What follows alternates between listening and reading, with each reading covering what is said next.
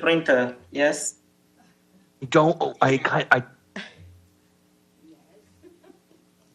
I don't think we see a printer. Do we do? That's already good, but very good. Oh, I see. I think it's fine, Nicole. okay. We just need to, if you can just lower up a little bit. Okay, we're good. Thank you, ma'am. All right. Can we see Nicole on the screen? And all right. So I think we can start. Well, good morning, everyone. Thank you so much for joining us this morning. We have with us Nicole Kouassi. She is the resident coordinator and humanitarian coordinator ad interim in Niger. She is also the UNDP, the UN Development Program resident representative in Niger. So she joins us today. She will give you an update on the humanitarian situation there, operational UN, an update on UN operations in the country in the past few days. So without further ado, if we can see her on the screen, let me hand over the floor to Nicole. Nicole, you can take it away and hopefully we can see you. Okay, thank you very much. And thank you for all that have been here to listen to the UN country team and humanitarian team in Niger. As you all know, we are facing a difficult situation. As in support of the Secretary General's statement, the UN in Niger is also very concerned about the situation that Niger has been going through the past few days that has ended up with a declaration today on the President of the Conseil National de la Sauvegarde de la Patrie. The United Nations in Niger would like, in my voice, to confirm that humanitarian assistance and development and peace program continue in the country. What we have granted at this point is the humanitarian assistance flights, the UNHAS, that are temporarily suspended just because the Niger airspace is closed, given the closure of the borders. All the humanitarian partners and development partners remain engaged and committed to supporting the vulnerable population of Niger, whom are affected by a combination of climate issues, economic and security shock in the context of a very high humanitarian and development need. To clarify a little bit on the humanitarian need, in 2023, before this political crisis, Niger had 3.3 million people in humanitarian need, with 3.3 million in acute food and security, the majority of whom are women and children. So we want here also to reinforce the humanitarian appeal to all our partners to further support the humanitarian response in Niger, which to date is only 32% funded. The UN is still present in the country, and we are committed to support and to continue our operational work on the ground, given the situation. I will stop here and then we will take questions. We have with us several heads of agencies, the head of the World Food Programme, the head of OCHA, the head of UNICEF, and the head of UN Women that will also support in responding to questions. Thank you. Over to you. Edie, please go ahead. On behalf of the United Nations Correspondents Association, thank you very much for doing this briefing. My name is Edith Lederer from the Associated Press. Could you, before I ask you a question, could you clarify how many people were in need before? I think you said 3.3 million twice, and I just wanted to clarify how many were acute and how many are in need. Okay. Why don't you do that, and then I'll ask my question. Okay. We have 4.3 million in need of humanitarian assistance and 3.3 million in food and security. Thank you for that. My question is, first, is the UN and with its partners able to deliver any humanitarian aid at the moment? And as the highest ranking UN official there, have you been in contact with any of the military who have taken power, and have you found out anything or been able to see what's happened to the president? Thank you. Thank you. I will start and have the head of World Food Program support my response. First, we are not in contact with the military. We are, as I mentioned in the beginning, supporting the call on the UN condemning the coup. So we are not in contact with the military.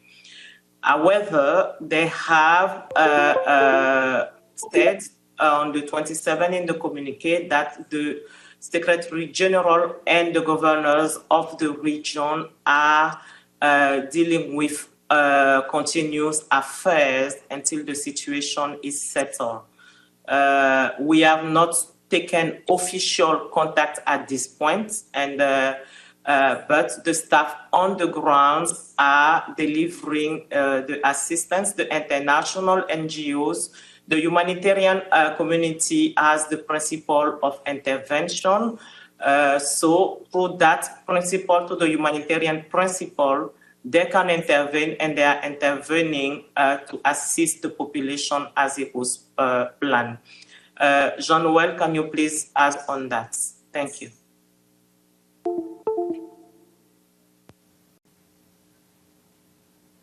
Nicole, can you please repeat the question? We had a connection problem here. Okay. Ma'am, can you please how are we ensuring humanitarian assistance currently on the ground? Right. Is humanitarian aid being delivered as we speak, or, I mean, since the military intervention? Yeah, so this is Jean-Noël Gentil again from WFP. Yeah, okay, go ahead. Perfect. Hope you can see me and you can hear me. The humanitarian response continues on the ground and has never stopped, actually, since the events occurred in Niger. So we are able to access vulnerable areas and vulnerable populations in Niger.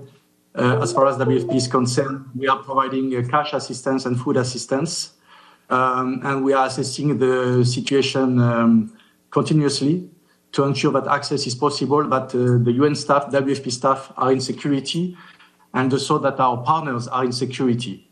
This is only if security is an issue that we will temporarily, possibly, suspend certain operations in certain areas, but this is not currently the case in the territory. Over. Yes, Celia. Thank you, Celia Davaren from Africa Confidential. I'd like to know if you saw any warning signs that the situation was deteriorating and that the military were about to take over? And have you seen any people from Wagner?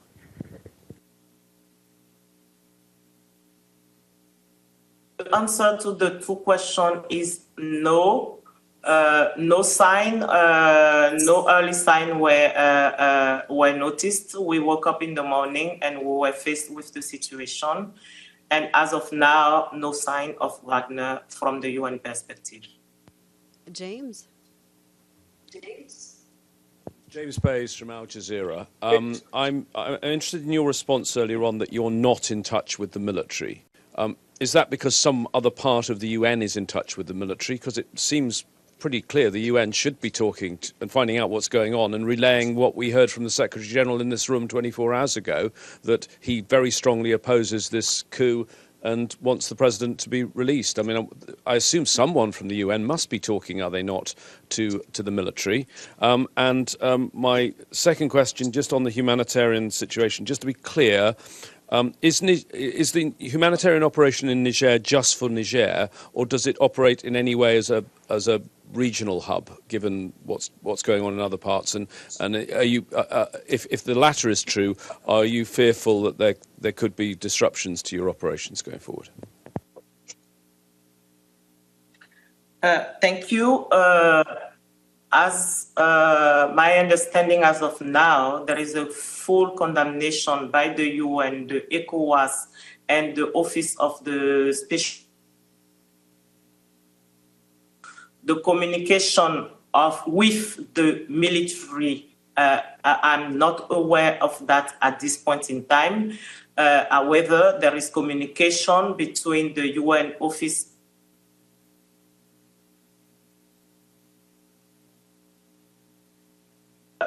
in terms of trying to follow the negotiations that are going on.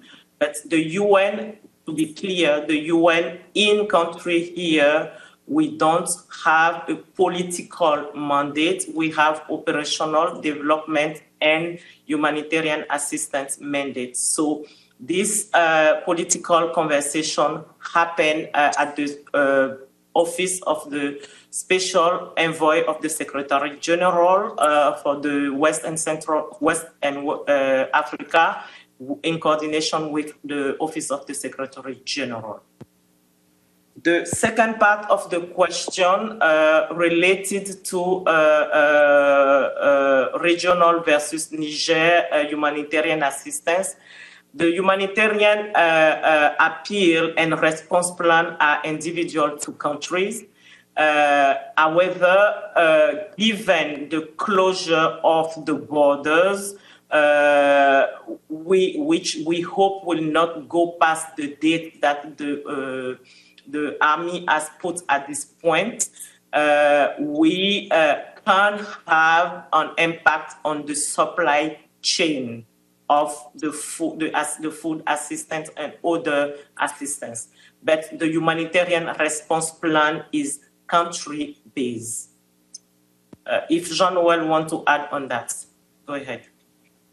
Okay, I will add on that because WFP recently established a logistics hub in Niamey to serve as a transit point to hard-to-reach areas of neighboring countries, either Burkina Faso and Mali, which are inaccessible through other routes, apart from routes through Niger. WFP must ensure the continued supply of food and nutrition items to these locations, and Niger was found as a pertinent road before the coup and before the closure of the borders. Also, in addition to that, thanks to the Niger access to Chad, WFP has also been facilitating the delivery of humanitarian assistance from Niger to Chad via the eastern border to provide food assistance to Sudanese refugees. So the closure of the borders will temporarily suspend this vital cross-border logistics support. Maggie, and then Michelle. And then Jean-Noël, it's Margaret Bashir from Voice of America. Just to follow up on that, could you give us an idea of how many people could be affected if you can't get the aid through this hub? Because you're talking about several different countries where you're sending aid. So is that tens of thousands of people who'd be affected, hundreds of thousands, millions? I mean, it seems like quite a large region.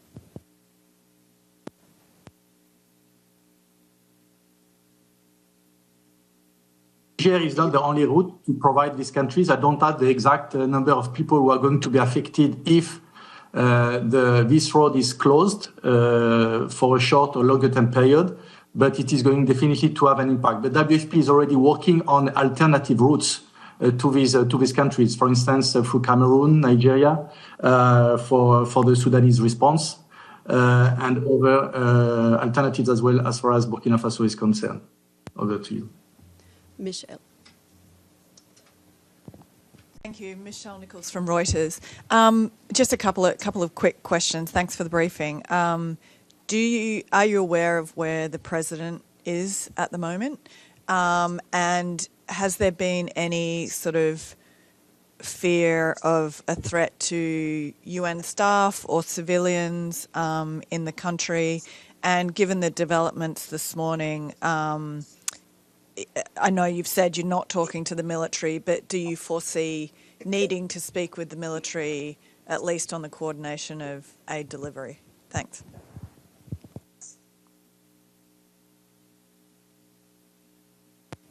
Sorry, can you please repeat? I missed your question. Sorry. That's okay. It was, do you know where the president might be at the moment?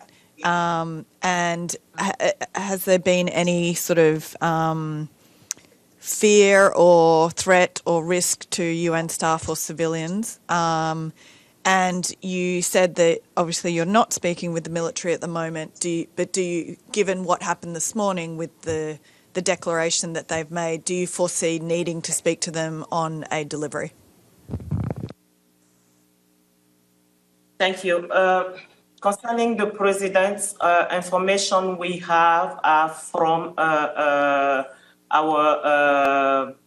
political office, he seemed to be at his home and he seemed to be fine, but we want to reiterate here the appeal of the Secretary General in terms of the caution, the need to release him the soonest possible and no condition.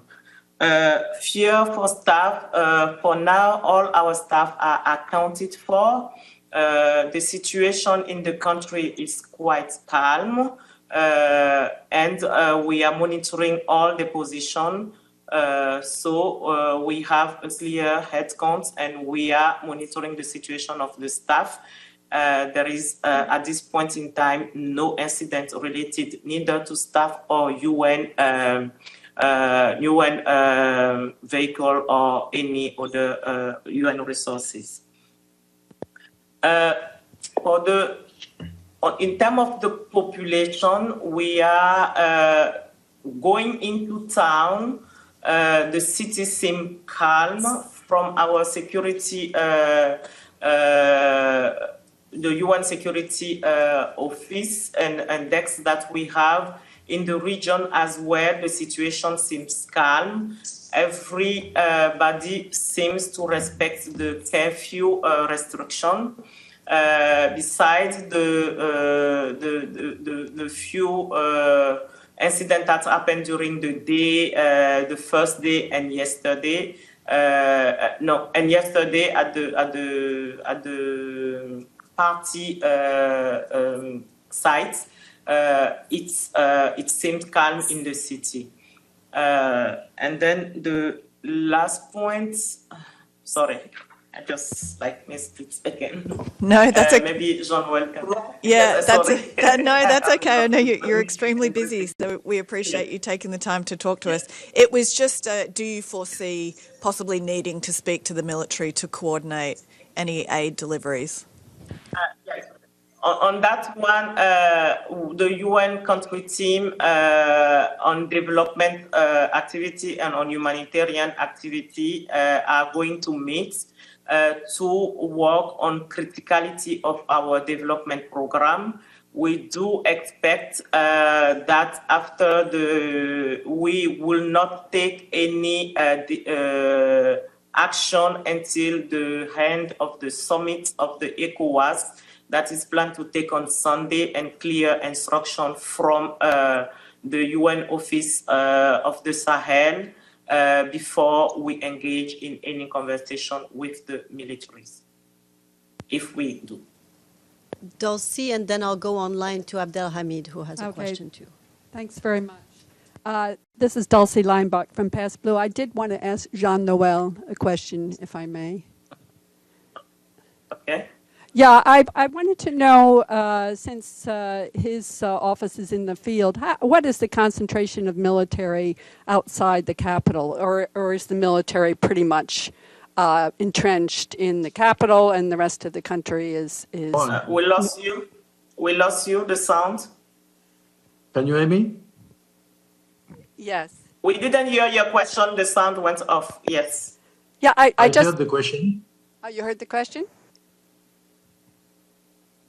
You are asking for the concentration of militaries around our offices in the field, if I yes. understood correctly. Yes, that's it, yeah. Well, I'm not sure WFP is best placed to answer this question. We have, of course, a presence in all regions of Niger. There is a presence of militaries in the field, but it was well before the events. There is presence in all the regions, especially in the regions affected by the conflicts, by insecurity. We have not noticed an increase of this presence or a decrease. I cannot comment on that. Abdelhamid, you can go ahead. Thank you. I hope you hear me. Can you hear me? Yes, go ahead. Yes, Nicole? Yes, we can hear you. Okay.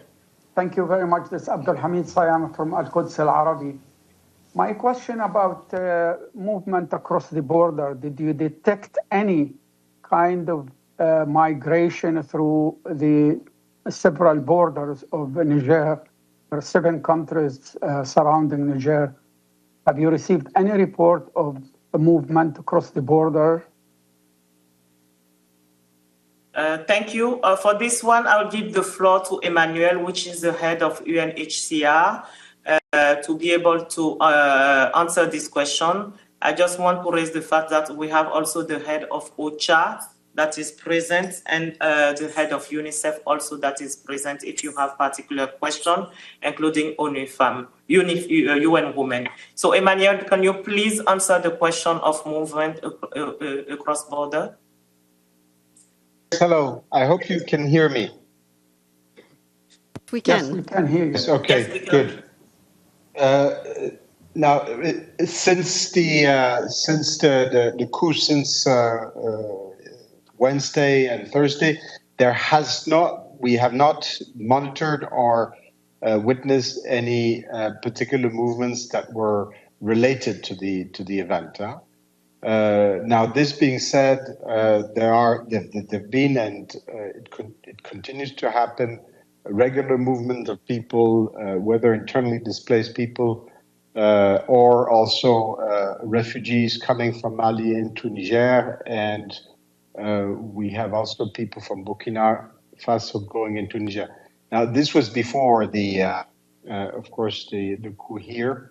Since then, we have not witnessed arrivals from these countries.